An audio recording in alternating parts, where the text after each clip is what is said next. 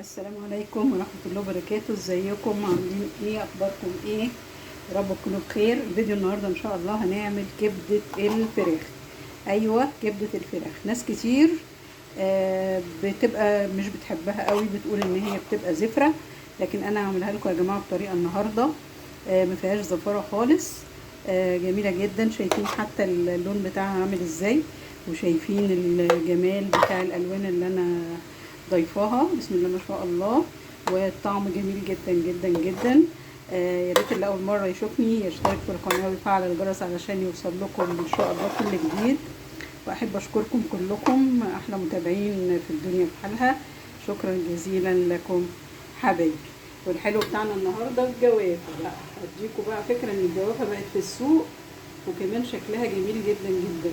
مليانه يا جماعه فيتامين سي، لازم ناكل منها قبل ما الشتاء يدخل، لان هي بتدينا كميه فيتامين سي جامده جدا جدا جدا. يلا بينا نصلي على الرسول ونقول بسم الله الرحمن الرحيم ونبدا الفيديو بتاعنا. خليكم معانا. السلام عليكم ورحمه الله وبركاته. هنقول يا جماعه الطريقه والمقادير دي. الكبده بتاعتنا جبناها، كبده الفراخ اهي. بسم الله ما شاء الله. غسلناها كويس جدا بالميه، لكن الغسيل ده مش كفايه علشان الزفاره. فانا هوريكم الاول هنغسلها ازاي، وبعد كده هنكمل بقيه طريقه العمل. جبنا صينيه زي ما انتم شايفين كده، وحطينا فيها ميه مغليه، وهننزل فيها الكبده بتاعتنا، وهنضيف عليها نص كوبايه خل صغيره. تمام. وهنسيبها كده في الميه لحد ما تغلي اهو. الطريقه اللي انا بوريها لكم دي بتضيع الزفاره من الكبده.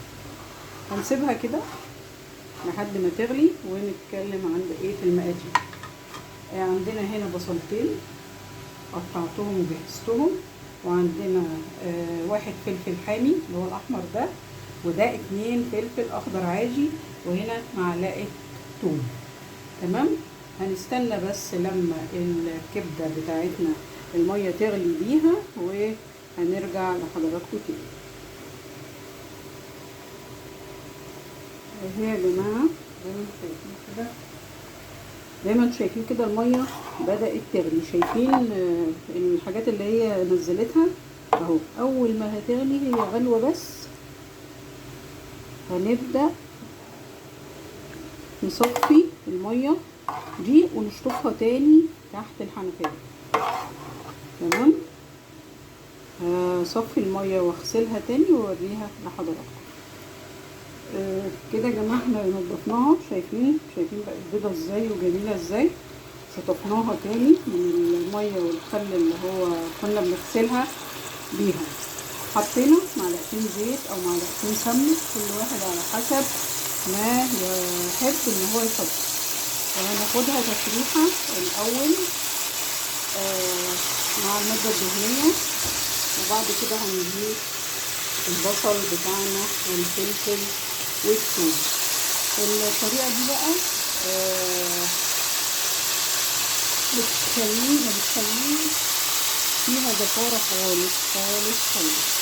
جربوها وقولوا لي رايكم.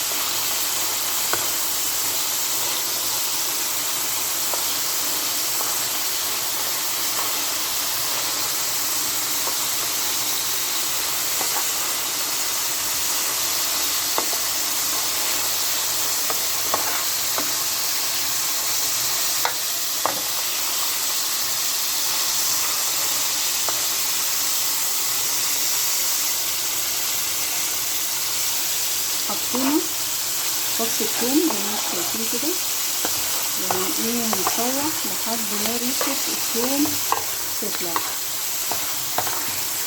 ريحه الثوم طلعت، هنضيف على طول البصل بتاعنا.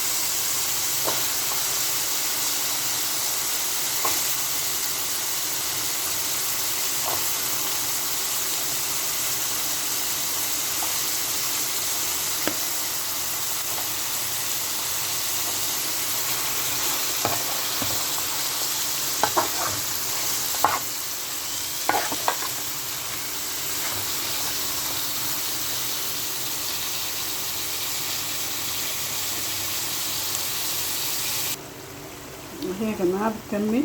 حطينا نص كوبايه ميه، حطينا فلفل اسود، حطينا ممكن مكعب مرق، مش بيحب بلاش. بس يا رب الفيديو يكون النهارده عجبكم، ويا ريت نصلي على الرسول ونشترك في القناه ونفعل الجرس. شكرا ليكم احلى متابعين، والسلام عليكم ورحمه الله.